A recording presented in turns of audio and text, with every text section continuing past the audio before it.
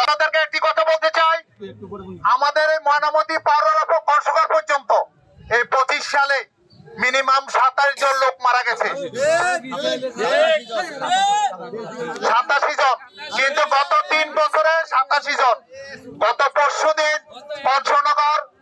পঞ্চনগরে এক হুন্ডা আরোহী ভাই তাদের চাপা পড়ে মৃত্যুবরণ করছে। আমাদের এই ওয়ার্ডের ময়নামতি সাবেক ইউপি মেম্বার আলম মেম্বার মারা গেছেন, এবং এই পাশে আমাদের শরীফপুরের 2 জন যুবক, তর্তাজাত যুবক এই সড়কে চলতে গিয়ে মারা গেছেন। আমাদের দাবি হচ্ছে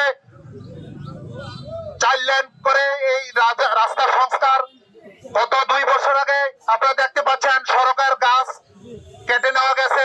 আমরা বলছিলাম যে অচিরে এই রাস্তার কাজ আরম্ভ হবে, কিন্তু দুঃখের বিষয় আজকে 1.5 বছর হয়ে গেছে, কোনো কাজের নমুনা আমরা দেখতে পাচ্ছি না।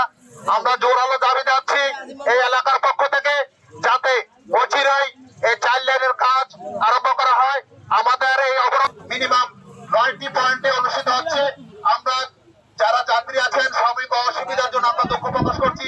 কিছু আমরা ঊর্ধ্বতন কর্তৃপক্ষের কাছ থেকে আশ্বাস পেয়েছি ইদানিং আগামী 15 দিনের মধ্যে। এলাকাবাসী আপনারা জানেন কুমিল্লা সিলেট আঞ্চলিক মহাসড়কে প্রত্যেক বছরে অর্ধশতাধিক থেকে শুরু করে প্রায় শখানেক লোক সড়ক দুর্ঘটনায় নিহত হয়। সেজন্য আমরা এলাকাবাসী সচেতন মহল আজকে অবস্থান কর্মসূচি এবং বিক্ষোভ সমাবেশের আয়োজন করি।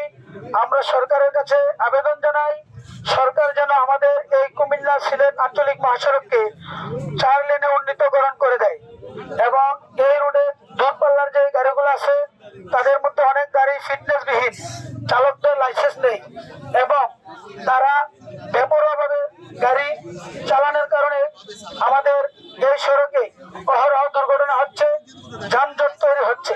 সেজন্য আমরা আজকের এই অবস্থান কর্মসূচি বিক্ষোভ কর্মসূচি থেকে ঘোষণা দিতে চাই, সরকার যেন আমাদের এই কুমিল্লা সিলেট মহাসড়ককে 4 লেনে উন্নীতকরণ করে দেয়। ঠিক কিনা সবাই? আমরা নিরাপদ সড়ক চাই, আমরা সড়কের মধ্যে আর মরতে চাই না। আমরা আমাদের এই সড়কে আমাদের অনেক আপনজনকে হারিয়েছি। আমরা আধা ঘন্টা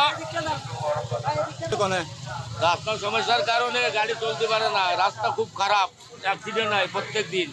এরই কারণে এরা অবরোধ করে রাস্তা ঠিক করার জন্যই অবরোধ করেছে। ঠিক করলে কি ভালো হবে না খারাপ হবে? ঠিক করলে রাস্তা ঠিক করলে তো ভালো হবে, সবারই ভালো হবে।